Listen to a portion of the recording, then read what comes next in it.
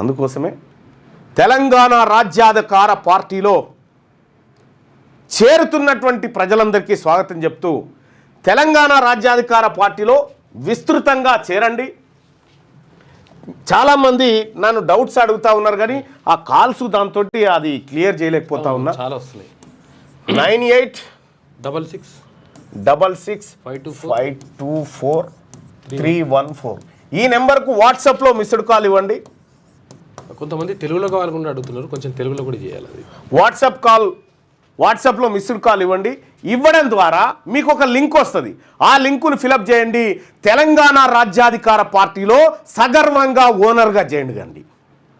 ఓనర్గా వీళ్ళను రాజకీయంగా దెబ్బగొట్టడమే మన బీసీలు అంతిమ లక్ష్యం. లేదు అనంటే మన ఇనుముకు చెదలు పడతా చూడ్రి, ఈ బీసీలకు చెదలు పట్టినట్టు బట్టిరు. వీళ్ళని రాజకీయంగా పతనం చేయడమే బీసీల ముందు ఉండాల్సినటువంటి లక్ష్యం.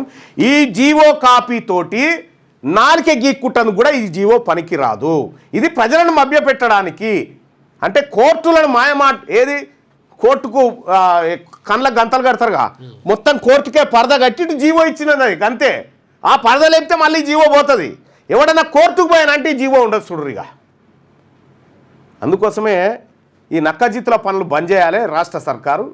ఈ చిల్లర ఈ చిన్నప్పుడు చేసినవి ఇక్కడ కూడా ప్రాక్టికల్గా చేస్తా అంటే ఇది ప్రజాస్వామ్యం. ఇలా బీసీలను మోసం చేస్తాను ఇంత డ్రామానా? నీవు బీసీల కులగణన లెక్కలు బయట పెట్టినటువంటి దుర్మార్గమైన ప్రభుత్వం ఇది. లెక్కలు చెప్పురా బాబు, చేసినావు కదా కులగణన. ఏ ఊర్లో ఎంతమంది మా బీసీలు ఉన్నారు, ముదిరాజులు ఎంతమంది, మున్నూరు కాపులు ఎంతమంది, పద్మశాలి, గౌడు, యాదవ, పెరిక, బలిజ, నాయి బ్రాహ్మణులు ఎంతమంది, రజకులు ఎంతమంది, మా సంచార జాతర వాళ్ళు ఎంతమందిరు, మా కుమ్మరోళ్ళు ఎంతమందిరు, మా విశ్వబ్రాహ్మణులు ఎంతమందిరు, లెక్క చెప్పురా బాబు. గ్రామ పంచాయతీ కాడ ఎయిరా ఏ ఊళ్ళు ఎంతమందిరు అంటే అమ్మ నేను చెప్పా కులాల వారిగా లేదు నేను చెప్పా. ఎందుకు చెప్పడు? ఒకవేళ ఆడ గ్రామ పంచాయతీ కాడ మన లెక్కలు వేస్తే ఓట్లు మా అయితే మరి మీరు ఎట్లా నిలబడతారా అని అడుగుతారుగా. ఇగో ఈ దోపిడీ వర్గం ఆలోచన అది.